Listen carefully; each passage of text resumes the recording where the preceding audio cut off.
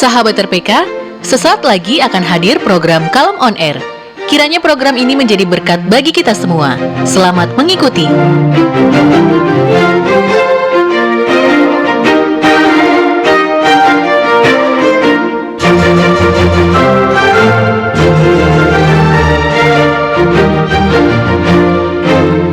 Ya, Shalom sahabat RPK.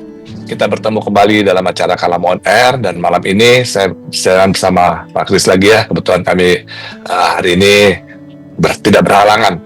Kalau minggu lalu kami berdua memang kebetulan sedang berhalangan sehingga hanya diputar siaran ulangan dari rekaman tahun 2020 atau 21 ya, tapi menjadi berkat juga karena kami juga ikut mendengar dan kami juga belajar lagi. Semoga menjadi berkat bagi sahabat RPK juga ya. Nah, malam ini kita akan belajar karena minggu lalu kita baru menyambut pencurahan Roh Kudus ya, Pentakosta. Itu ya Pak Kris ya? Betul. Iya. Oke, saya nyapa dulu nih kita sahabat RPK. Selama pembelajaran kami mempersilakan sahabat RPK untuk kirim SMS atau WhatsApp di 0815 1844 0815 1844 dan juga di 15 menit terakhir kami buka telepon interaktif di 021 8044. Pada kesempatan ini nanti di 15 menit terakhir kami akan jawab juga SMS WhatsApp yang banyak masuk minggu lalu. Tapi karena siaran ulangan ya, karena saya waktu itu sedang di rumah sakit ya, mengantar orang tua saya. Pak Kris lagi ujian atau di luar kota tuh Pak Kris ya, di luar kota waktu itu ya. Iya. Saya sampai lupa deh. Oke, tapi nggak usah khawatir. Lagi di gereja, maaf Pak, lagi ada acara di gereja, bawa renungan ya. Ya, membawa renungan di gereja, pas di gereja sama lagi. Baik, jadi tapi nggak apa-apa, SMS WhatsApp yang masuk akan kami bahas pada malam ini. Baik, pembelajaran kita hari ini pencurahan Roh Kudus ya. Sebetulnya ada tambahannya lagi, hanya sekali. Betul nggak sih Bro Kris, pencurahan Roh Kudus hanya sekali? Atau ada berapa kali? Betul. Hanya sekali ya. Pentakosta itu hanya satu kali, nggak ada Pentakosta kedua apalagi ketiga, nggak ada Pak. Jadi cuma satu kali. Cuma satu kali. Branding marketing aja lah kalau saya sebut. Baik, nah, kita akan bahas itu ya, bagaimana kaitannya dengan firman Tuhan dan ya yang kita bisa selama ini mungkin kita pernah baca tapi kita tidak memperhatikan dan kita tidak menyimak. Tapi malam ini kita akan dalami itu supaya kita tahu bahwa pencurahan Roh Kudus itu hanya sekali. Ya, oke. Nats Alkitab dari Kisah Para Rasul 2 ayat 4 sekali saya baca Pak Kris ya. Boleh, silakan. Kisah Para Rasul 2 ayat 4 firman Tuhan demikian. Maka penuhlah mereka dengan Roh Kudus, lalu mereka mulai berkata-kata dalam bahasa-bahasa lain seperti yang diberikan oleh Roh Kudus itu, oleh Roh itu kepada mereka untuk mengatakannya. Nah, biasanya sama Pastor Joshua kalau baca seperti tadi saya akan dimarahin, suruh ulang. Salah satu kata ulang dari awal ya. Saya baca ulang ya, Kisah Para Rasul 2 ayat 4. Maka penuhlah mereka dengan Roh Kudus, lalu mereka mulai berkata-kata dalam bahasa-bahasa lain seperti yang diberikan oleh Roh itu kepada mereka untuk mengatakannya. Ya, demikian nats Alkitab malam ini. Jadi kita tekankan bahwa pencurahan Roh Kudus itu hanya sekali, yaitu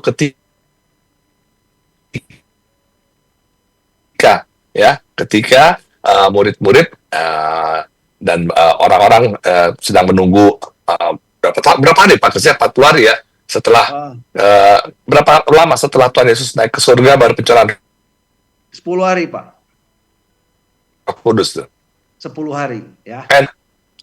10 hari ya, 40 hari setelah mati naik ke surga, lalu 10 hari kemudian datang dalam rupa Roh Kudus, Pentakosta 10 hari. Dan itu pencurahan Roh Kudus hanya sekali ya. Jadi kalau kita nanti Roh Kudus akan dicurah, akan diletakkan tangan dan Roh Kudus akan datang kepada saudara. Nggak seperti itu ya. Jadi Tuhan Yesus sudah menepati janjinya akan menyertai kita dalam rupa Roh Kudus, dan itu dia sudah tepati pada hari Pentakosta. Dan selanjutnya nggak ada pencurahan Roh Kudus ya. Karena Roh itu kalau kita tahu seperti apa Roh itu ya. Roh Allah itu omnipoten dan omnipresent, memenuhi segala sesuatu. Dia ada di mana-mana, dia ada di hati kita, dia ada di mana-mana. Kalau konsep kita seperti itu, kita nggak akan bingung menjawab. Ada beberapa pertanyaannya, seperti pertanyaan yang saya tadi share ke Pak Kris, itu dari beberapa waktu yang lalu, tapi terus kita jawab ya. Karena katanya, ketika Tuhan Yesus di dunia, ya berarti kan ada pribadi yang lain ya. Nah, itu kita akan bahas nanti. Kita akan mulai dari roh ini, bahwa sebetulnya Yohanes 4 ayat 24 mengatakan Allah itu roh. Sehingga kita menyembahnya dalam roh dan kebenaran. Roh itu seperti angin, nggak kelihatan. Ya, nggak kelihatan, nggak ada kirinya, nggak ada kanannya, nggak ada depannya, nggak ada belakangnya. Kita harus berangkat dari situ bahwa Allah itu roh, itu dulu dipegang. Sehingga kita tidak bingung dengan konsep doktrin-doktrin yang memisah-misahkan pribadi Allah sesuai dengan fungsinya. Karena apa? Ya kami percaya bahwa setiap manusia pasti punya setelah membaca Alkitab kan ada keinginannya untuk menyampaikan sesuatu. Ya syukur kalau itu sesuai firman Tuhan. Tapi banyak juga yang akhirnya tanpa sadar dia sudah mendiskreditkan kemahakuasaan Allah. Allah yang roh itu dikatakan nggak maha kuasa karena untuk fungsi yang lain dia harus ada pribadi yang lain. Untuk fungsi yang lain ada pribadi yang lain. Itu berarti sudah membatasi kemahakuasaan Allah. Begitu Bro Chris ya? Betul, Pak. Ya. Jadi pencurahan Roh Kudus ini adalah pencurahan Roh Allah, pencurahan Roh Yesus. Karena di Alkitab banyak dikatakan Roh Kudus, Roh Allah, Roh Tuhan. Dan itu bukan roh yang berbeda, itu roh yang sama, yaitu Roh Kudus Allah. Begitu Pak Chris ya? Betul Pak, betul. Ya. Betul banget itu Pak. Ya, kalau Pak Chris mungkin mau sampaikan mengenai roh ini, Allah itu roh, silakan. Baik, sebelumnya saya lari ke Pentakosta dulu ya Pak ya. Ya silakan. Jadi Pentakosta itu adalah hari ke-50, itu jadi Pentakosta gitu loh artinya. Hari ke-50 itu dulu awal sejarahnya itu adalah hari kayak hari raya musim panen, jadi hari raya liburan. Itu sebabnya nanti waktu kita baca di bawah, orang dari segala bangsa itu bisa berkumpul di situ karena memang itu hari raya libur besar gitu loh, atau long weekend merayakan panen. Nah, Pentakosta itu hari ke-50. Nah, tapi karena pada hari ke-50 itu terjadi pencurahan roh, sehingga akhirnya kata Pentakosta itu menjadi identik dengan hari pencurahan Roh Kudus.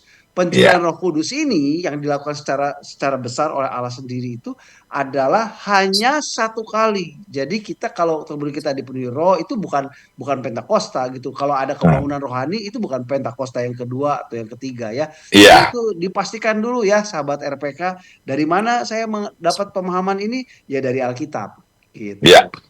Betul, amin ya. Jadi kalaupun ada orang yang baru percaya, dia bukan dicurahkan Roh Kudus, tapi dia, nah kalau kita baca aja ayatnya supaya jelas ya. Boleh, bagaimana ketika ada orang yang belum mengenal Tuhan Yesus, lalu dia percaya, apa yang terjadi? Kan dia dicurahkan Roh Kudus. Nah, jadi selanjutnya kita baca Efesus 1 ayat 13, saya bacakan ya. Ada Bro Chris Efesus 1 ayat 13? Saya baca ya Efesus 1 ayat yang ke-13. Iya. Di dalam Dia kamu juga, karena kamu telah mendengar firman kebenaran, yaitu Injil keselamatanmu, di dalam Dia kamu juga, ketika kamu percaya, dimeteraikan dengan Roh Kudus yang dijanjikannya itu. Amin. Jadi Efesus 1 mengatakan di dalam Dia, di dalam Yesus, kamu juga, artinya Pak Kris, saya, sahabat RPK, orang Indonesia, orang Afrika, orang India, orang Cina, di dalam Dia, kamu juga, kita juga semua ini ya, karena kamu telah mendengar firman kebenaran yaitu Injil keselamatanmu di dalam Yesus, di dalam Dia, kamu juga, ketika kamu percaya, dimeteraikan dengan Roh Kudus yang dijanjikannya itu. Kita dimeteraikan, ya, sehingga kita menjadi anak-anak Allah dan kita menjadi ahli waris kerajaan Allah dan kita layak untuk menyebut Allah dengan sebutan Bapa, ya. Ya, sebenarnya Bapa kita Yesus itu sendiri, ya. Jadi bukan pada saat terjadi tumpang tangan atau lain sebagainya baru di situ Roh Kudus tercurah, enggak. Ya, dimeteraikan dengan Roh Allah, gitu. Itu firman Tuhan yang kita dapat dari Alkitab. Jadi Roh Kudus itu bukan keluar masuk, pergi datang, kadang-kadang di ujung sana, atau dipanggil datang ke sini, penuhi ruangan ini dengan Roh Kudus. Enggak begitu. Yang kita bisa mengatakan penuhi hati kami dengan Roh Kudus, itu betul. Karena kadang-kadang di hati kita ini Roh Kudus tidak menempati sepenuhnya, tapi dipenuhi dengan roh-roh lain, ya, roh berhala, pekerjaan, kekhawatiran, dan lain sebagainya. Kalau kita dipenuhi dengan Roh Kudus, ya, kita nggak akan khawatir, kita nggak akan takut, dan kita akan mempunyai buah-buah roh, seperti itu. Nah, itu kalau supaya hati kita dipenuhi, supaya Roh Kudus berkuasa penuh atas diri kita, itu betul.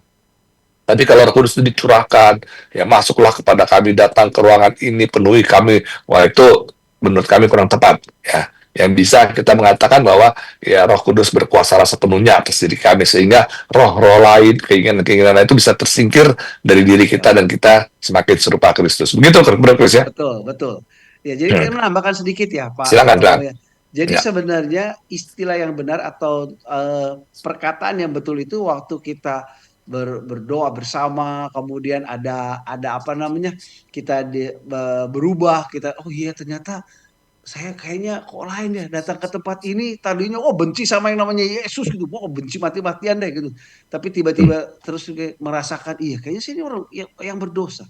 Berdosa kemudian memutuskan terima Tuhan. Dia itu bukan istilah yang benar itu bukan dipenuhi oleh Roh Kudus lagi, tapi dia itu dimeteraikan oleh Roh Kudus waktu dia mengaku Yesus itu Tuhan dan juru selamat saya.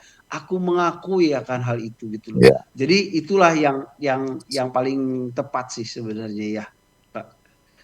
Dan jika sahabat RPK jadi tadi yang Pak Salomo katakan ada berbagai roh di dalam Iya. manusia, itu betul. Sejatinya manusia itu hanya diciptakan satu tubuh, satu jiwa dan satu rohnya.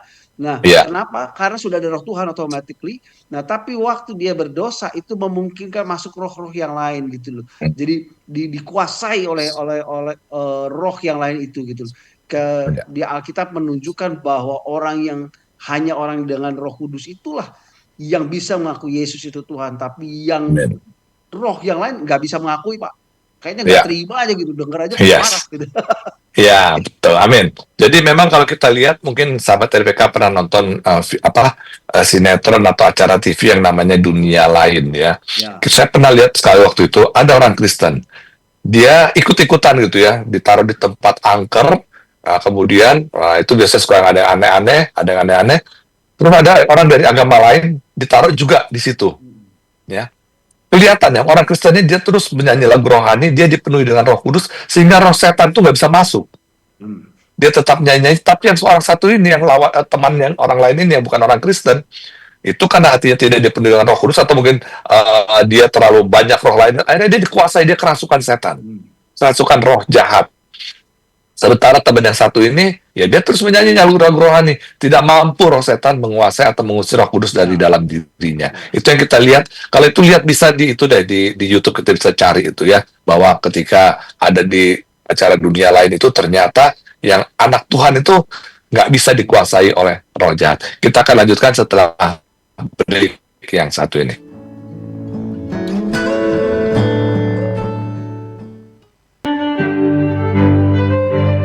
Sahabat RPK, Anda masih mengikuti program Kalem On Air.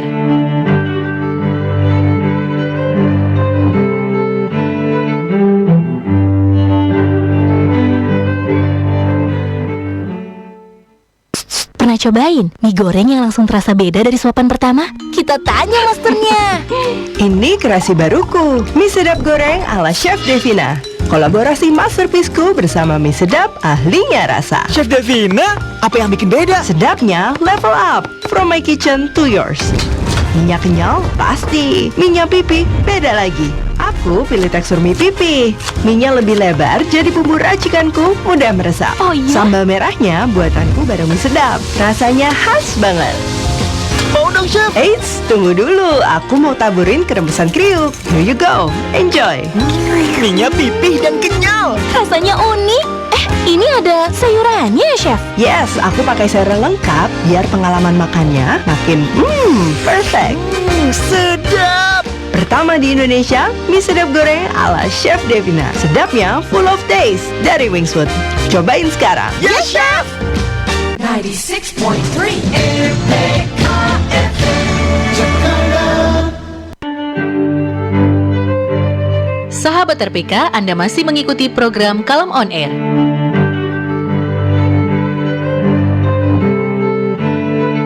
Ya, sahabat RPK, kita lanjutkan pembelajaran kita.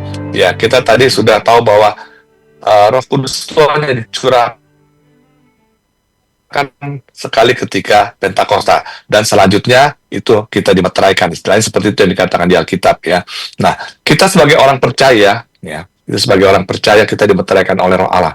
Karena begini, kenapa itu perlu kita peringati terus ya, perjamuan Tuhan yang sering kita rayakan itu perjamuan Tuhan, karena Tuhan Yesus mengatakan, sebab inilah darahku, darah perjanjian yang ditumpahkan bagi banyak orang untuk pengampunan dosa. Jadi itu sekali lagi ya, jelas di sini dikatakan, sebab inilah darahku, darah perjanjian yang ditumpahkan bagi banyak orang untuk pengampunan dosa, bukan untuk ya penebusan dosa. Ya. Sekali lagi kita katakan tidak ada terminologi penebusan dosa di Alkitab. Ini ketemu lagi pengampunan dosa. Makanya Yohanes juga mengatakan dalam Yohanes 1:29, inilah anak domba Allah yang menghapus dosa dunia. Jadi menghapus atau mengampuni, betul, tapi bukan menebus, ya. Jadi darah Tuhan Yesus ini tertumpah karena begini, dalam perjanjian lama setiap orang berbuat dosa, kalau dia mampu ya, dia akan menyembelih hewan. Ya kalau dia mampu hewannya mungkin sapi atau domba, atau kalau dia nggak mampu cukup burung. Pokoknya mesti ada darah yang tercurah seperti itu. Sehingga setelah Tuhan Yesus datang ke dunia dan menumpahkan darah di kayu salib, tidak diperlukan lagi korban-korban bakaran, korban-korban sembelihan, tidak diperlukan lagi. Ya, kita sudah belajar minggu-minggu lalu bahwa Kain ditolak persembahannya karena tidak ada darah yang tercurah. Bukan karena dia tidak tulus, bukan karena dia yang lain-lain, tapi karena dia mempersembahkan hasil ladangnya. Sementara di situ tidak ada darah yang tercurah. Kalau Habil berkenan kepada Tuhan karena dia mempersembahkan korban ternak yang tentunya disembeli dulu, ada darah yang tercurah. Nah, setelah Tuhan Yesus datang, darah Tuhan Yesus adalah darah perjanjian. Makanya setelah itu ada namanya, itu disebut perjanjian baru. Ya, setelah kita bersatu di dalam Yesus, kita berlaku perjanjian baru. Kalau perjanjian lama, mata ganti mata, mulut ganti mulut, tangan ganti tangan, selain itu nyawa ganti nyawa. Dalam perjanjian baru tidak ada, itu tidak berlaku lagi. Tetapi kasihilah musuhmu dan berdoalah untuk orang yang menganiaya kamu. Lebih dalam lagi. Jadi itu yang arti Tuhan Yesus dengan apa arti perjanjian baru seperti itu. Perjanjian lama, upah dosa ialah maut. Perjanjian baru, upah dosa ialah maut. Mautnya sudah digantikan oleh Tuhan Yesus. Sehingga kita yang percaya kepadanya akan diselamatkan. Silakan lanjut, Bro Chris. Nah, begini, sahabat RPK, melanjutkan tadi yang dikatakan oleh Pak Salomo ya. Yesus itu mati, darahnya tercurah itu di salib itu untuk menebus kita, menyelamatkan kita. Nah, itu perjanjian yang membuat kita bisa selamat tanpa kita harus berbuat apa-apa. Yang penting kita terima, kita percaya gitu. Nah, sebelumnya sebenarnya ada kemiripan satu peristiwa ya. Waktu itu Allah itu berjanji sama Abraham, dia akan dijadikan bangsa yang besar dan lain sebagainya gitu ya. Keturunannya seperti bintang di langit, seperti pasir di laut. Kemudian Allah itu berjalan mencontohkan dengan ada korban bakaran gitu ya. Dia dibakar, darahnya tercurah, Allah itu berjalan melewati itu sendiri gitu. Nah, yang membuat perjanjian itu waktu itu yang dipenuhi dengan kewajiban itu adalah Allah itu sendiri gitu. Abrahamnya yang penting percaya aja gitu, pegang aja. Jadi istilahnya tidak ada peluang untuk Abraham melakukan perbuatan melawan hukum atau melawan prestasi, Pak. Karena nggak ada kewajibannya gitu. Iya. Asal percaya aja deh. Ini saya percaya gitu ya. Nah, demikian juga dengan keselamatan. Seperti halnya Allah menunjukkan kasihnya kepada Abraham, demikian juga waktu Allah yang menjadi manusia itu menunjukkan kasihnya kepada manusia yang sudah jadi semakin banyak itu dengan cara apa? Dia mesti memenuhi hukumnya sendiri, bahwa orang yang berdosa itu pasti akan masuk ke dalam maut karena memang sudah terbukti dari Taman Eden itu terlempar keluar. Ya. Nah, untuk bisa memenuhi itu harus ada hukum yang lebih baru tapi derajatnya minimal sama tinggi ya Pak Salomo kan? Iya, betul. Mungkin satu undang-undang dikalahkan sama peraturan Kepala desa, gitu peraturan ya. desa. Iya nggak mungkin. Yeah. Harus yang sederajat. Jadi peraturan yang baru mengalahkan yang lama gitu. Nah, Yesus waktu itu bilang begini, dengan undang-undang yang baru itu dia bilang begini, yang percaya padaku selamat. Nah, itu dia memberi kesempatan kepada kita, ibaratnya tax amnesty bagi kita yang terbiasa ngeplang, yang gak bayar pajak dan lain sebagainya, seharusnya dihukum, dengan menyatakan diri, ampuni saya memang salah. Itu selesai masalahnya. Jadi kalau ada orang yang bertanya, kalau gitu Yesus menebus kamu, nebusnya sama siapa? Gitu. Yang megang tebusan kamu itu lebih tinggi kuasanya. Itu logika yang cacat, sahabat RPK. Yang betul itu adalah Yesus itu punya hak. Dia mengeluarkan hukum yang derajatnya sama dan baru. Seperti layaknya aturan perpajakan yang dikalahkan dengan ada teks amnesti atau pengampunan pajak. Kurang lebih gitu sahabat RPK ya. Jadi supaya bisa berpikir lebih logis gitu. Jadi kita ini bersyukur sahabat RPK. Kita ini tidak ada one prestasinya sebenarnya. Tidak mungkin juga ada PMH-nya, yang ada perbuatan melawan hukum kita. Yang penting kita mau taat sama dia. Udah selebihnya diampuni kok kita ini. Makanya sahabat RPK, kalau kita ikut Tuhan, ada di bumi ini, kita tidak perlu ribet mikirin, aduh semoga saya nggak masuk neraka ya. Semoga saya masuk surga. Itu sudah pasti.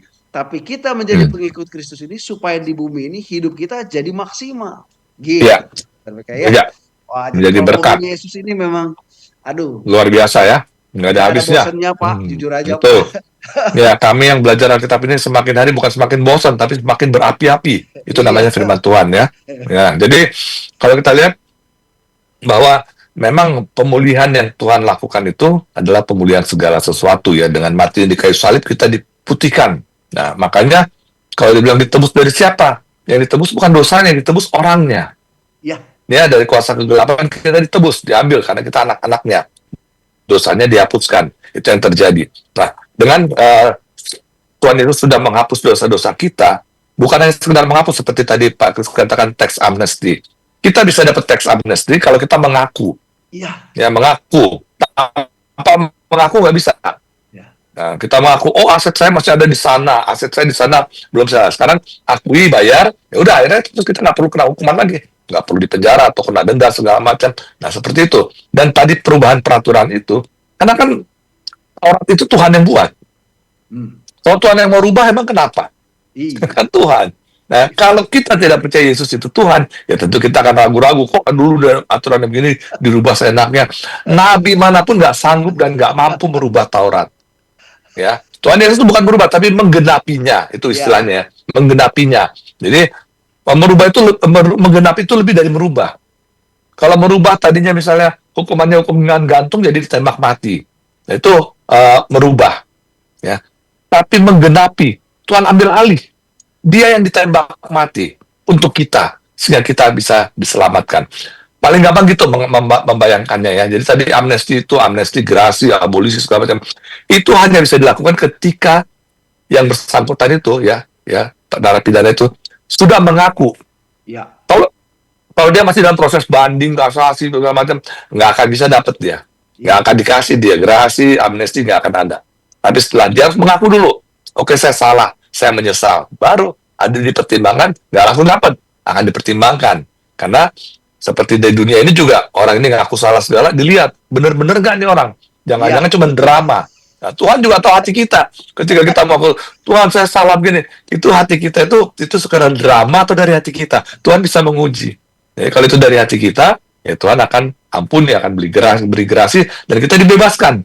Tidak ada lagi perlu misalnya, ya mesti dibebaskan tapi dihukum 3 bulan, nggak ada, bebas. Ya. Kita lepas dari kuasa hukuman maut. Ya, jadi memang ketika Tuhan Yesus naik di dunia kan ditanya kapan terjadi pemulihan segala sesuatu. Pemulihan artinya bangsa Israel ini kan sedang dijajah oleh bangsa Roma ya. Harapan mereka dilepaskan dari penjajahan Roma. Tapi Tuhan mengatakan Kristus itu harus tinggal di sorga sampai waktu pemulihan segala sesuatu seperti yang difirmankan Allah dengan perantaraan nabi-nabinya yang kudus di zaman dahulu. Itu Kisah 403:21. Pemulihan tidak dikatakan beberapa tahun lagi. Kenapa kalau Tuhan katakan, oh pemulihan 3 tahun lagi? Berarti 2 tahun ini akan maksiat, bikin segala sesuatu yang nggak benar. Nah, masih 3 tahun lagi. Nanti 2 hari menjelang 3 tahun baru kita baik-baik. Seperti itu kan? Makanya Tuhan nggak kasih tahu. Ya, tidak dikatakan berapa tahun lagi supaya para pengikutnya tidak menunggu. Nah, jadi kita nggak perlu menunggu kapan hari akhir, kapan hari penghakiman, kapan kita akan diangkat ke surga. Nggak perlu nunggu. Mau besok pagi atau 2 jam lagi atau 2 tahun lagi, ya kita tetap melayani Tuhan. Karena kalau dikasih tahu, hari pengangkatan 5 tahun lagi, wah, hari sekarang sampai 4 tahun lagi kita bebas korupsi, bebas ngerampok, bisa bebas bikin yang jahat. Nanti udah 4 tahun, 3 tahun, ya udah setahun kita melayani Tuhan. Kan nggak begitu. Itu makanya tidak dikasih tahu. Bukan seperti banyak tuntutan orang, oh, katanya dia Tuhan, kok nggak tahu kiamat itu kapan?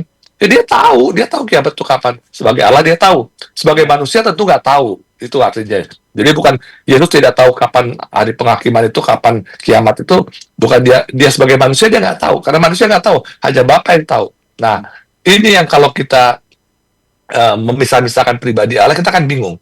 Kan dia Allah juga, kok nggak tahu? Katanya Allah tahu hari kebangkitan, hari akhir zaman, katanya dia tahu. Kan dia Allah, kok dia nggak tahu ngomongnya. Nah, itu harus kita bisa bedakan bahwa dalam keadaan manusia dia tidak tahu, karena dia terbatas sebagai manusia, terbatas ruang dan waktu.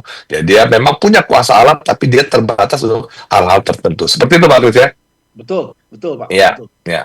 Jadi memang sampai kepada akhir zaman kita harus jadi saksi Kristus. Karena Tuhan mau semua orang diselamatkan. Ketika kita menjadi saksi Kristus, nggak usah khawatir. Ada teman saya, dia tanya, saya bisa apa? Saya nggak bisa berkhotbah, gimana saya mau melayani Tuhan, mau menjadi saksi Kristus, memberitakan Injil. Saya bilang, Tuhan nggak minta kamu pintar. Ya. Tuhan minta kamu mau, udah. kasih dirimu, Tuhan akan terlengkapi. Nah, ini dengan pencurahan Roh Kudus ini kita dilengkapi. Lihat para murid yang dulunya Simon Petrus, ya, yang kayak ayam sayur, ketika Tuhan Yesus mau disalib, dia menyangkal Tuhan Yesus. Murid-murid yang lain bercerai-berai, Tuhan Yesus mati, dikuburkan, dan mereka kembali kepada profesi semula. Iya. Tapi setelah pencurahan Roh Kudus, mereka menjadi martir, mereka menjadi luar biasa. Karena apa? Karena ada Roh Kudus dalam diri mereka, dan Roh itu akan mendorong mereka untuk lebih berapi-api lagi, dan mereka tahu dengan ada Roh Kudus dalam dirinya, mereka pasti diselamatkan. Kalaupun mati besok atau tahun depan atau 10 tahun lagi, nggak ada bedanya, dia tetap ke surga. Ya. Itu. Jadi Ya. bagaimana kuasa Roh itu memampukan kita untuk bersaksi. Sebagaimana janji Tuhan Yesus, pergilah, jadikan segala bangsa muridku, ya, baptislah mereka dalam nama Bapa dan Anak dan Roh Kudus, ajarlah mereka melakukan segala sesuatu yang telah kuperintahkan padamu, dan ayat ke-20, dan ketahuilah, aku menyertai kamu senantiasa sampai kepada akhir zaman. Tuhan Yesus menyertai kita sampai akhir zaman dalam rupa apa? Dalam rupa Roh Kudus. Roh Yesus itu sendiri. Karena dalam rupa daging, dia terbatas ruang dan waktu. Jadi pencurahan Roh Kudus Pentakosta itu menggenapi akan dikirimkan suatu roh penolong, ya, penolong. Ya. Nah, itu Roh Kudus itu yang ada dalam diri kita. Itu Yesus yang menepati janjinya menyertai kita sampai kepada akhir zaman. Jangan dikira Bapa itu di surga, Yesus itu di surga, datang Roh Kudus sendiri ke sini. Kalau gitu Yesus bohong dong.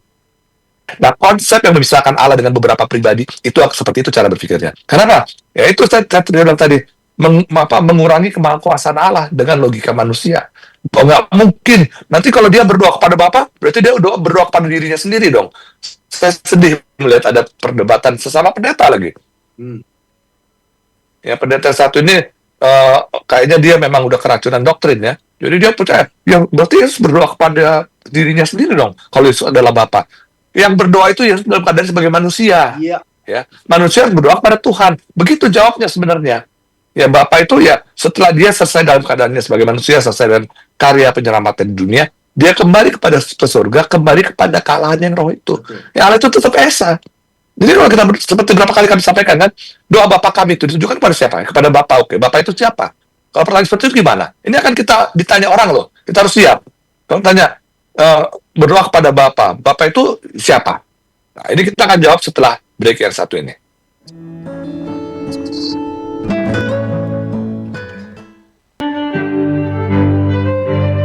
Sahabat RPK, Anda masih mengikuti program Kalem on Air.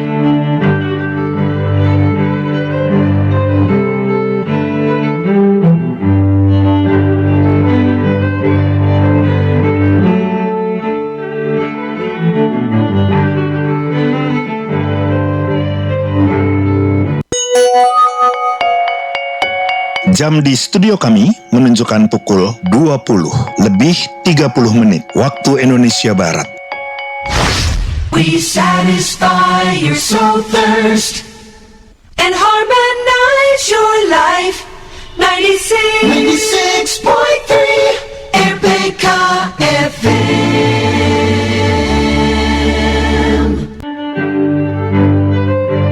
Sahabat RPK, Anda masih mengikuti program Kalem on Air. Ya, kita lanjutkan pembelajaran kita, ya. Jadi seperti itu, ya. Jadi memang ketika berdoa itu Yesus berdoa kepada siapa? Sebagai manusia dia berdoa kepada Allah. Nah, tadi saya tanya, kalau orang tanya, Yesus berdoa kepada siapa? Kepada Bapa. Bapa itu siapa? Ya, Allah yang Roh itu. Ketika Yesus dalam keadaan sebagai manusia, dia menyebut Allah yang di surga, Allah yang Roh itu dengan sebutan Bapa. Setelah dia kembali ke surga, ya nggak ada lagi Yesus, nggak ada Bapa, nggak ada lagi tubuh Kristus, ya Allah yang Roh itu. Ya, itu harus kita perhatikan benar. Nah, sehingga kita menjawab pertanyaan orang nggak susah. Jangan kita memisah-misahkan, akhirnya kita sendiri yang bingung. Jangan seperti itu. Nah, kalau kita lihat contoh gampangnya, sederhana aja pertanyaannya. Jadi sebenarnya pertanyaan seperti pada guru sekolah minggu bertanya kepada muridnya, ya. Terus kalau misalnya ditanya, yang bisa mengampuni dosa kita siapa? Katanya Allah. Di mana ayatnya? Yang di Alkitab ada yang bisa mengampuni dosa kita, Yesus. Iya kan? Raja di atas segala raja adalah Yesus. Yang mempunyai kerajaan. Yang maha kuasa, Yesus. Wahyu mengatakan Allah Alfa dan Omega yang maha kuasa. Yesus yang maha kuasa. Sehingga yang bisa meluputkan kita dari pencobaan siapa? Yesus juga. Jadi doa Bapa kami ditujukan kepada siapa? Nah, bingung kan? Apa Bapa bersama-sama dengan Yesus janjian, kita ampuni nggak dosa ini orang? Oh ampuni ya, tos diampuni. Nggak begitu. Jangan melihat Allah itu dengan mengkotak-kotakan dengan pribadi-pribadi yang berbeda gitu ya. Allah itu Esa. Nah, kita mengatakan Allah itu Esa, ya nggak usah ditambah-tambahin lagi seperti itu. Ya, gitu kan Pak Chris ya? Betul, betul. Nah, itu juga satu hal begini Pak, atau sahabat RPK. Jadi waktu Yesus mengajarkan doa Bapa kami yang ada di surga dan lain sebagainya, kemudian dia mengajarkan berdoa kepada Bapa, dia juga itu pada saat dalam kapasitasnya mengajarkan kepada orang yang ada di bumi itu, kamu tuh berdoa itu panggil Bapa. Karena kamu itu bukan budak, kamu itu jadi anak sebenarnya. Kamu percaya. Dan kalau kamu panggil Bapa, kamu tuh jadi ahli warisnya sebenarnya. Jadi dia mau menunjukkan betapa Allah itu sedemikian baiknya Pak. Sebenarnya Pak, kalau mau bicara dengan segala kebesarannya Pak, kalau dia datang dengan segala kebesarannya Pak, kayaknya keburu mati itu orang-orang. Iyalah. Tapi dia harus mengecilkan ibaratnya volume atau besarnya radiasi hebatnya keilahiannya dia supaya dekat orang, bahkan orang nepuk dia juga mungkin ya nggak mati gitu loh. Dia bisa dekat. Jadi dia mengajarkan betapa Allah itu menghargai sekali ciptaan, mengasihi sekali manusia ini supaya kamu nggak usah sungkan dekat saya. Kamu tuh anak kok, dianggap jadi anak gitu. Betapa baiknya Tuhan yang kita punya, Tuhan yang kita sembah itu. Dia tidak memandang rendah kepada kita, dia memandang kita ini sebagai anak. Bapa di bumi aja ya Pak ya, Bapa yang baik aja, kita sayang sama anaknya. Apalagi dia Pak gitu. Dia gak, yang menciptakan kita. Dia tidak satu pun manusia terbuang mati dibawa ke neraka sana gitu. Dia mau supaya setiap orang itu diselamatkan. Jangan ada satu nyawa pun yang terhilang. Kalau bisa ya. Yang penting asal orang itu mau mengakui, udah beres deh kalau soal keselamatan sih. Amin.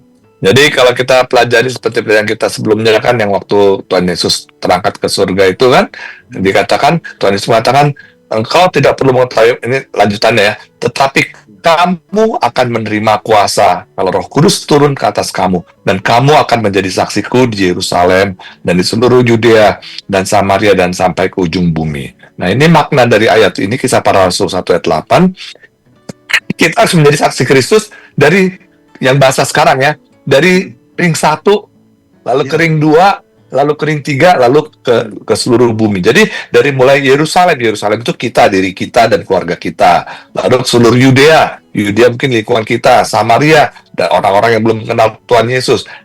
Jadi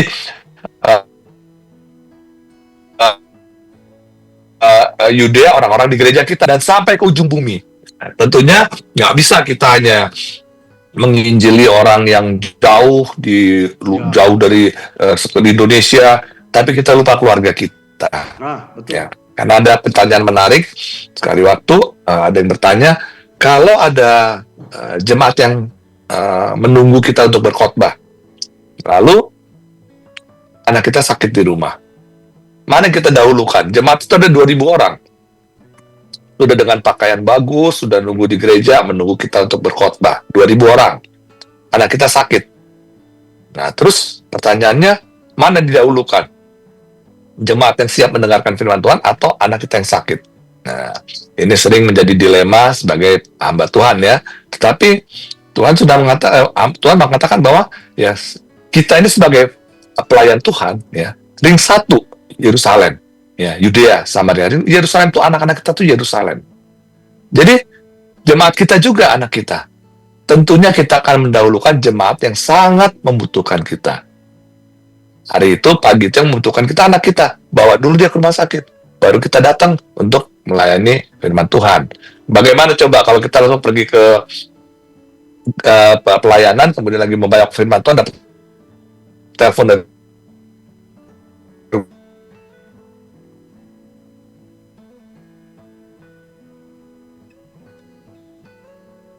anaknya makin parah. Terus dia tahu gitu, anak akan sekarat, dia berkhotbah di sini. Nggak seperti itu. Jadi itu artinya dari Yerusalem, Yudea, Samaria sampai ke ujung bumi. Kita harus mendahulukan jemaat kita yang paling membutuhkan dan bahwa keluarga kita itu adalah jemaat kita juga. Itu sebagai gembala. Walaupun saya bukan gembala ya, tapi seperti itulah sebetulnya jawaban yang paling ya, bisa diterima sebagai hamba Tuhan. Jadi tetap itu tadi kuncinya ya. Aku akan dikatakan, saya ulangkan lagi ya. Tetapi kamu akan menerima kuasa kalau Roh Kudus turun ke atas kamu, dan kamu akan menjadi saksiku di Yerusalem dan di seluruh Yudea dan Samaria dan sampai ke ujung bumi. Jadi nggak sekedar Tuhan Yesus menggambarkan sembarangan mengatakan tempat-tempat itu. Dari yang sini makin jauh. Nah itu juga ketika menjadi pelayan Tuhan kita harus teman yang prioritas. Diri kita dulu. Daripada keluarga kita, bereskan diri kita. Baru kita bisa menjadi saksi bagi keluarga kita, baru bisa bagi orang sepelayanan, dan juga orang-orang di luar, dan juga orang-orang yang belum mengenal Kristus sampai di seluruh dunia. Begitu Bro Chris ya? Betul. Jadi orang harus bisa melihat. Oke, jadi ya. Melihat gimana? Silakan. Jadi orang itu harus bisa melihat ya, bahwa memang ada perubahan, dan yang harus bisa melihat itu pasti dari keluarga dulu sih. Dari orang terdekat dulu gitu loh ya. Baru orang yang makin jauh. Jadi jangan sampai seperti ada cerita yang pernah Pak Salomo ceritakan ya. Ada orang yang meninggal anaknya gitu loh. Kemudian bilang gitu loh, banyak orang berdatangan mengatakan bahwa kamu punya bapak yang baik ya. Saya bisa diselamatkan karena orang ini, demikian banyak orang berkesaksian yang baik. Tiba-tiba muncul satu orang dengan pakaian lusuh berantakan. Kemudian orang-orang situ jadi bingung, kamu ini siapa gitu loh. Saya anaknya. Loh kok begini gitu. Ya saya jadi tahu kenapa orang tua saya tidak memperhatikan saya, karena rupanya dia sibuk memperhatikan orang yang jauh. Jadi itu saya juga nggak mau Pak. Saya lebih baik di rumah ngurusin anak saya yang laki daripada saya keluar ke tempat jauh. Iya, amin. Karena kalau kita melayani anak kita dengan benar, kalaupun kita nggak sempat memberitakan Injil ke Yudea, Yerusalem, ke Yudea, Samaria, dan sampai ujung bumi, anak kita akan melakukan. Tapi kalau kita nggak bekali anak kita dengan iman Kristus, iman Kristen yang benar, ya dia nggak akan bisa melayani. Padahal kita semua harus melayani Tuhan. Harus memberitakan Injil. Sebagai orang yang sudah percaya dan sudah diselamatkan, kita harus memberitakan Injil. Nanti kita akan bahas setelah yang satu ini, kita akan bahas kenapa kita harus memberitakan Injil di Yerusalem.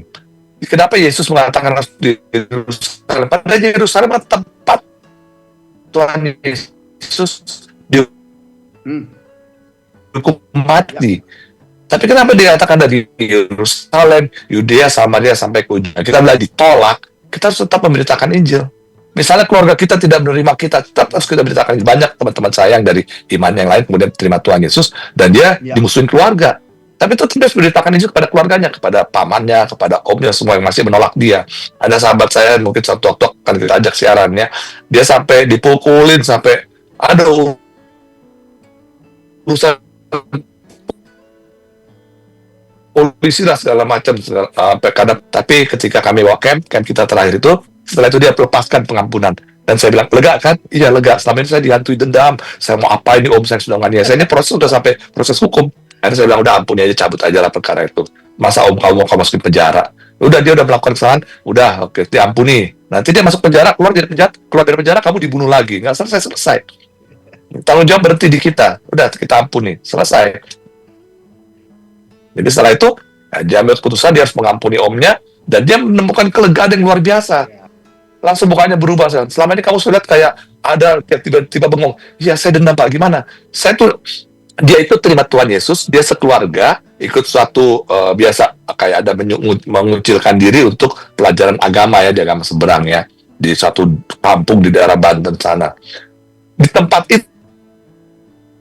itu dia waktu itu udah menjual mobil, menjual semuanya, dia sama keluarganya, dia istri dan anak-anaknya ke tempat itu dan untuk menyerahkan diri kepada Tuhan agamanya ya. Dan di tempat itu Tuhan menjamah istrinya. Nah nanti kesaksian kapan saya bawa ke sini ke acara ini ya.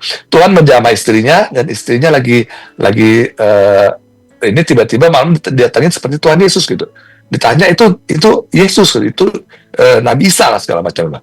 Lalu istrinya cerita ke suaminya. Akhirnya mereka sekeluarga terima Tuhan Yesus.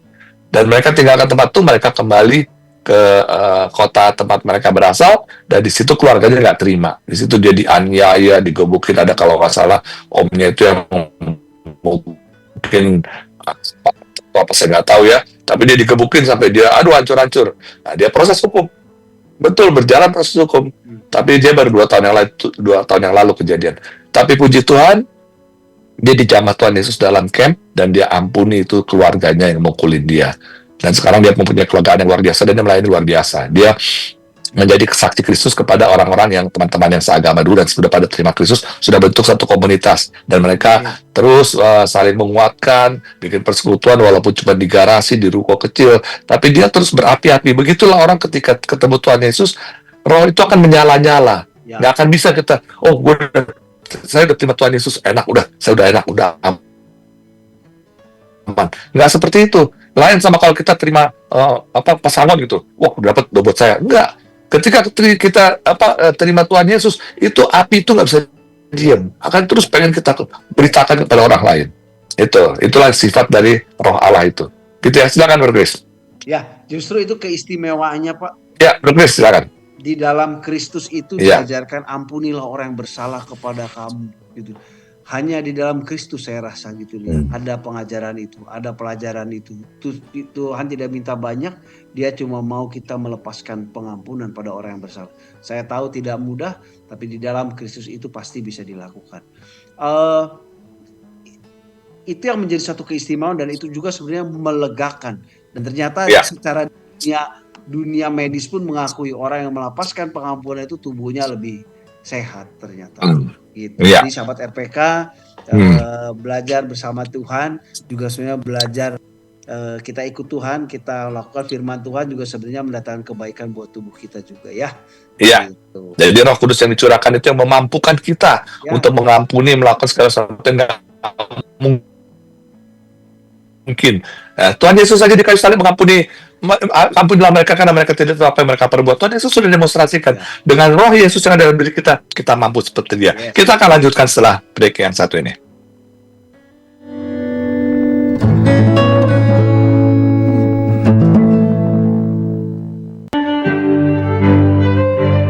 Sahabat RPK, Anda masih mengikuti program Kalem on Air.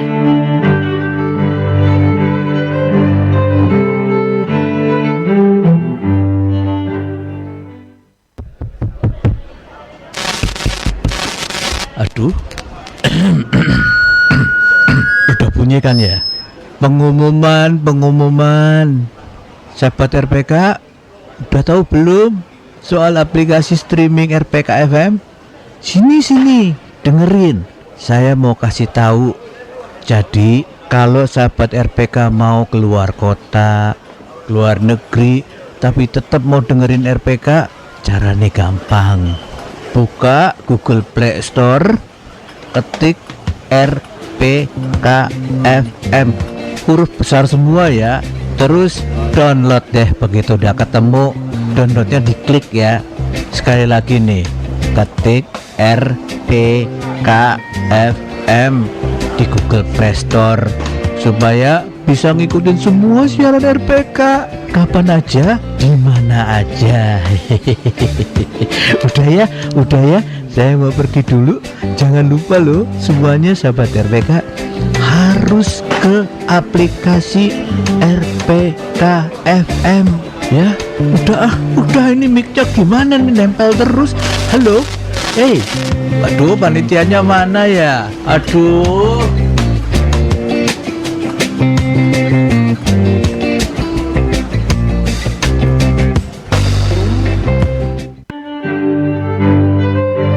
Sahabat RPK, Anda masih mengikuti program Kalem on Air.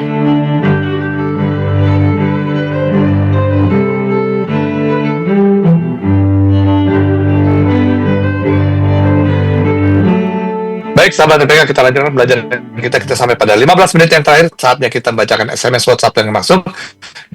Kita menerima telepon interaktif di 021 8444 021 8444 ya. Baik, nah kita akan membaca SMS WhatsApp yang masuk dulu ini ya. Tapi pertama ini Pak Kris, yang saudara kita nih, Brother Johnny Kalo ya, ini WA dari tanggal berapa ini ya? Dari 29 Mei, tapi mohon maaf ya, karena ini penting sekali dan baik sekali pertanyaan, saya bacakan ya. Pertanyaan begini, dari Brother Joni kalau dari 0812 70 sekian. Nama saya Joni Kalalo. Tadi saya ikut mendengar pembicaraan kenaikan Yesus ke surga. Pertanyaannya, kalau Yesus adalah Allah dan Allah adalah Yesus, siapa yang membangkitkan Yesus dari kematiannya, atau Yesus yang membangkitkan dirinya, atau Yesus yang membangkitkan dirinya sendiri? Terima kasih, Tuhan Yesus memberkati. Nah ini, jadi karena ada konsep yang mengatakan ada pribadi-pribadi yang terpisah, jadi bingung. Kita percaya, harus tahu bahwa di Alkitab itu banyak istilah-istilah yang sebagai perumpamaan. Ketika mengatakan Bapa mengutus anaknya, bukan berarti ada utusan dan ada pengutus, ada dua pribadi yang berbeda, enggak. Tapi itu mengatakan bahwa Allah yang roh itu mengutus dirinya sendiri untuk datang ke dunia mengambil rupa manusia, yaitu manusia Kristus Yesus. Jadi kalau Allah dibilang Allah datang ke dunia berarti surga kosong. Ya nggak seperti itu. Roh itu seperti angin. Angin diisi ke balon, di luar tetap ada angin. Jadi ketika Allah menjadi manusia, itu manusia Kristus Yesus, ya, dia menyebut manusia Kristus Yesus, menyebut Allah yang di surga itu dengan sebutan Bapa. Ketika dia jadi manusia. Jadi kalau sini pertanyaan kenaikan Yesus lah, kalau gitu kalau Yesus itu Allah, ya, dan Allah adalah Yesus, siapa yang membangkitkan Yesus? 1 Yohanes 5:20 mengatakan Yesus adalah Allah yang benar dan hidup yang kekal. Itu Alkitab mengatakan, ya, dan amin, ya, bahwa Yesus adalah Allah. Lalu siapa yang membangkitkan Yesus dari kematiannya? Nah, ini dalam keadaan kematian sebagai manusia, ya Allah yang membangkitkan dia. Bukan berarti ada yang terpisah, enggak. Dalam keadaan dia kan mati secara daging. Secara daging dia mati, secara ketuhanannya dia nggak pernah mati. Allah itu nggak bisa mati. Nah, seperti itu. Jadi sama aja kayak gitu. Paling gampang melihatnya ketika Allah mengutus anaknya. Ya, bukan berarti ini anaknya udah selama ini sama dia loh. Anaknya selama ini sama dia. Lalu diutus ke dunia. Karena ketika dikatakan dia firman itu bersama Allah. Firman itu yang diutus ke dunia. Apakah setelah firman diutus ke dunia Allah nggak punya firman lagi? Kan nggak begitu. Makanya ketika dikatakan Tuhan Yesus baru dibaptis, lalu keluar dari air, ada 3 pribadi di situ katanya. Setelah saya hitung dengan teliti ada 4. Ada Yesus Kristus sebagai anak, 1 pribadi. Ada Roh Kudus, 2 pribadi.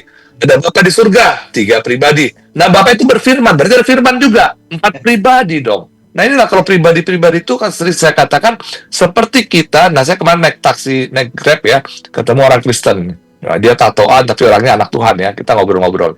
Dia bingung soal itu. Terus saya tanya, menurut Bapak, Tuhan Bapak ada berapa? 1 katanya. Kalau Bapak ya Tuhan Allah itu ya, ada 1 katanya. Namanya siapa? Yesus kan. Udah betul itu saya bilang. Jadi jangan terpengaruh sama mengatakan begini, akan bingung sendiri. Nggak ada itu di Alkitab. Jadi kalau kita percaya bahwa Allah mengutus anaknya, artinya dia mengutus dirinya roh itu kepada datang ke dunia melalui berupa manusia. Ya, karena waktu dulu Allah dalam rupa roh itu yang dikenal hanya suaranya, hanya firman-Nya.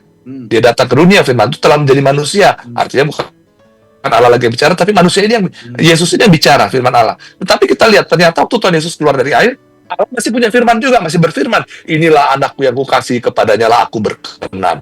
Oh, jadi 4 pribadi dong. Jadi kuartet ya. Jadi nggak seperti itu ya. Gimana? Bro Chris mau tambahkan soal buat Pak Joni Kalalo ini? Sedikit aja. Jadi silakan, apa yang dijelaskan oleh Pak Salomo itu sudah benar, Pak Joni. Jadi betapa maha kuasanya dia, kemahakuasaannya dialah dan kemahadirannya dia itulah yang membuat itu semua bisa ada gitu loh. Bahwa tidak berarti kalau Allah datang ke bumi ini menjelma sebagai manusia kemudian surga itu kosong. Tidak begitu, dia tetap ada gitu. Hanya saja mungkin pemikiran kita, kemampuan kita menerima itu masih jauh. Jadi kita merasa tidak mengerti, tapi itu betul ada.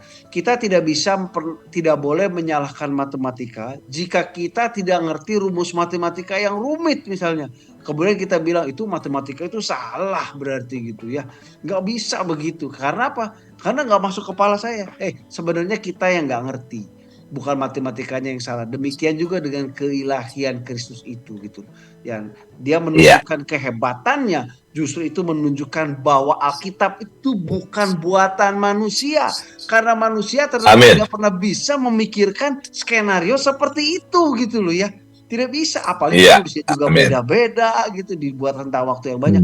Justru itulah yang menunjukkan bahwa Alkitab itu benar firman Tuhan. Penulisnya itu cuma juru tulis. Ya, gitu. Iya, Kurang amin. lebih gitu Ya, ya, Pak Joni. iya, Nanti kalau boleh minggu depan bertanya lagi, Pak. Kita iya, tunggu, Pak. iya. Jadi sambil belajar Alkitab ya. Nah, amin. Nah, ini ada beberapa pertanyaan dari yang minggu lalu kita bacakan ya. Ini selanjutnya. Terima kasih ya Pak Joni Kalalo ya. Selanjutnya ini sebelum bacakan yang SMS WhatsApp masuk kali ini mudah-mudahan selesai ya. Saya baca cepat aja nih. 0896 8007 dari minggu lalu ya. Miss Bulan Nalita Getseman, salam dan selamat malam. Ingin bertanya, seperti yang diketahui murid Tuhan Yesus ada 12 orang. Yang menyaksikan Tuhan Yesus naik ke sorga ada 11 orang. Apakah ada penggantinya Yudas Iskariot, Pak? Oh ya, ada penggantinya ya. Tapi itu kemudian dipilih ya oleh para rasul. Oh ya, Pak, dulu saya punya teman kuliah yang saya tahu sih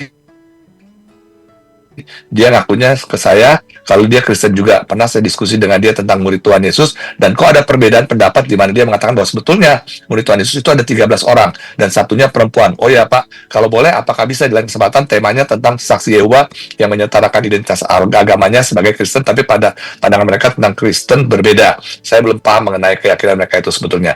Jadi Kristen itu Kristen apa bukan? Jadi ada 13 itu, yaitu pokoknya dibilang ada perempuan itu dari Da Vinci Code ya, di lukisan Da Vinci itu, lukisan penjamuan Tuhan itu yang ada Da Vinci buat, ada seperti perempuan di sebelah Tuhan Yesus kan. Itu kan hanya ilusi, hanya gambaran bagaimana. Padahal penjamuan khusus kan bukan berbaris begitu di suatu ruangan. Jadi percaya apa yang ada tertulis di Alkitab, apa yang ada tertulis jangan percaya. Begitu ya. Terima kasih Miss Bulan. Selanjutnya ini cepat aja ya Pak Nikolas Huta Barat. Ini sering ya Yesus naik ke surga untuk menyatakan dirinya sebagai Allah dan yang kuasa, dan dia tetap tinggal dalam diri kita sebagai Roh Kudus, yaitu Roh Kudusnya Allah, Rohnya Allah yang tinggal dalam diri kita, selalu menyertai, melindungi dan berkati kita sampai akhir zaman ya. Jadi kita tidak dibiarkan sebagai yatim piatu karena ada Roh Allah yang selalu bersama kita, yaitu Roh Kudus. Amin. Nah ini waktu hari kenaikan ya. Ya betul. Lalu berikutnya kenaikan. Makasih ya Pak Nikolas. Kenaikan Tuhan Yesus ke surga adalah bukti bahwa dia adalah Tuhan yang Maha Kuasa yang melampaui segala kuasa dunia. Posman Simamora Bekasi. Amin ya. 08772630 sekian. Berikutnya Ibu Marce ini. Umat percaya adalah ahli waris kerajaan surga. Jadi kelak saatnya kita pulang, Yesus yang ke surga akan nanti kita di sana. Amin. Nah selanjutnya ini ada dari Ibu Silvi. Malam Pak Salmo mau tanya, apakah benar Yesus Kristus itu adalah malaikat Mikael?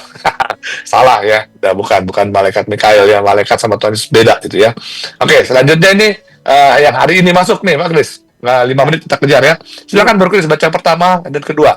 Oke, saya baca yang pertama ya. Matius apa tuh nih? 18 sekian dari Bapak Matius di Kelapa Gading. Roh Kudus dalam Alkitab adalah roh penghibur. Bagaimanakah definisi atau cara bekerja Roh Kudus? Yesus bless you. Ya Pak, disebut roh penghibur karena dia akan menghibur, menguatkan kita. Ya, Roh Allah itu kerjanya menghibur, menguatkan kita. Dia menegur kita, Pak. Kalau kita dalam keadaan sedih, dia menguatkan kita. Jangan takut, Tuhan akan membela. Jangan takut, jangan khawatir. Itulah Roh Kudus. Dia tidak akan memprovokasi kita untuk melakukan kejahatan. Orang di roh yang suka memprovokasi untuk melakukan kejahatan itu pasti dari rohnya setan. Ya, itu. Nah, saya lanjut. Ya, itu bentar, saya tambah sedikit ya. Saya tambah sedikit Pak Kris ya. Jadi bagaimana Roh Kudus itu bekerja, dia akan mengingatkan kita. Masalahnya kita mau dengar apa enggak? Ya. Apakah kita bisa membedakan itu Roh Kudus atau bukan yang ngomong? Nah itu ukurannya Yesaya 30 ayat 17. Di mana ada kebenaran, karena Roh Kudus ada roh kebenaran, di situ akan tumbuh damai sejahtera. Jadi ketika kita ada yang membisikkan dan kita tidak damai sejahtera, itu bukan dari Roh Kudus. Seperti itu ya. Lanjut Bro Kris, silakan. Terima kasih nih Pak Matius. Ya. Lanjut Pak Kris. 08772630 sekian. Shalom. Dalam Kejadian 1 ayat 1 tertulis bahwa Roh Allah melayang-layang di atas bumi yang gelap gulita dan belum berbentuk. Jadi sejatinya Roh Allah atau Roh Kudus telah dicurahkan sejak penciptaan. Bukankah demikian? Pak Posman Simamora Bekasi. Pak, itu adalah refleksi yang seperti tadi Pak Salomo ceritakan bahwa Allah itu pada dasarnya adalah roh. Nah, disebut melayang-layang di atas bumi itu untuk memberi gambaran kepada orang bagaimana proses bumi itu diciptakan. Gitu, Pak. Ya. Amin ya, sesederhana itu. Baik, lanjut Pak. Lanjut Bro Kris, saya agak sebatuk nih. Oke, saya lanjutkan ya. Dari 0815 1998 sekian. Dari Pak Nikolas Huta Barat, 52 tahun, tunanetra Pasar Rebo, Jakarta Timur. Komentar saya, karena kasih karunia Allah kepada manusia, maka Allah menjadikan dirinya sebagai Yesus untuk menyelamatkan manusia dari dosa dan hukum Taurat yang selama ini membelenggu manusia. Yesus pribadi Allah yang hidup sebagai manusia di dunia Allah pribadi Bapa yang hidup di surga, Roh Kudus, Roh Allah yang hidup di dalam diri manusia. Amin. Ya, kurang lebih kesatuan atau satu orang, satu itu adalah manifestasi yang menyelamatkan kita, Pak. Ya. Terima kasih loh, Pak Salomo. Silakan Pak Salomo lagi, Pak Nikolas. Ya. Pak Nikolas. Oke, selanjutnya dari 0. Saya baca ya. 8129418 sekian. Marce, Shalom. Ya, silakan. Ya, sungguh kita bersyukur memiliki Roh Kudus yang akan menuntun, menolong dan memampukan kita untuk menyaksikan kebaikan Tuhan Yesus Kristus. Betul sekali Bu Marce, itulah yang membuat kita berbeda. Itulah yang menguatkan kita bisa memuliakan Tuhan dan mengucap syukur dalam segala sesuatunya waktu kita menjalani hidup ini. Amin. Tuhan memberkati. Amin. Ya, saya bacakan yang terakhir ya. Ya, terakhir ini 08129512 sekian. Shalom. Selamat malam Pak Salomo dan Pak Kris. Terima kasih buat pencerahan firman Tuhan malam ini. Tuhan berkati dari Sony Pademangan. Terima kasih Pak Sony Pademangan. Ini saya tambahkan sedikit soal Bu Marce ya. Silakan. Memampukan kita untuk menyaksikan kebaikan Tuhan Yesus Kristus. Menyaksikan itu artinya seperti melihat kan. Sebetulnya kalau diperbaiki bahasa saya suka risih dengar gitu ya. Saya sering menyaksikan seperti melihat sehingga kita bisa menjadi saksi tentang kebaikan Tuhan Yesus, menjadi saksi. Kalau menyaksikan seperti melihat, tapi memberi kesaksian, menjadi saksi. Nah ini sering di banyak orang mengatakan, ya kita harus menyaksikan kebesaran Allah. Menyaksikan kan melihat. Kalau bersaksi tentang kebesaran Allah itu betul, kita bersaksi, kita menjadi saksi Kristus, kita bersaksi kepada banyak orang bagaimana Tuhan menjamah kita, bagaimana Roh Kudus menguatkan kita, bagaimana kita hidup dengan tuntunan Roh Kudus. Itu kesaksian yang kita berikan, bukan menyaksikan. Nah, ini memang kadang-kadang menyaksikan seolah-olah memberi kesaksian, tapi bisa juga begitu, bisa juga artinya yang lain, ya begitu. Ya, gimana Burgis? Silakan closing statement. Ini udah 1 menit lagi. Ya, baik. Jadi sahabat RPK, apapun pertanyaan Anda, jika ada yang menggelitik yang ingin ditanyakan, silahkan tanyakan. Anda berada di tempat yang benar. Allah itu mengasihi Anda. Jika Anda ada pertanyaan-pertanyaan yang mengganggu, bukan tidak mungkin Tuhan lagi mengajar Anda.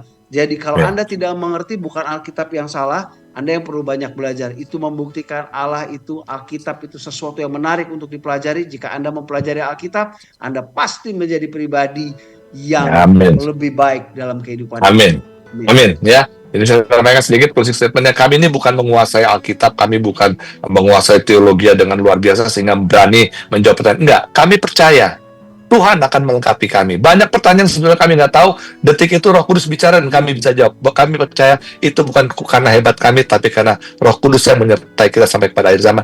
Dia yang memampukan lidah kami untuk menjawab pertanyaan-pertanyaan bahwa apa? Ya, karena kami percaya bahwa Tuhan sangat mengasihi bapak-bapak sekalian, ibu-ibu sekalian, sahabat RPK, dan juga mengasihi kita semua, dan Tuhan mau kita semua diselamatkan. Oke, sampai bertemu minggu depan dalam acara yang sama Kalam On Air di Radio RPK FM setiap Kamis malam jam 8 sampai jam 9. Tuhan Yesus memberkati kita semua. Shalom. Shalom.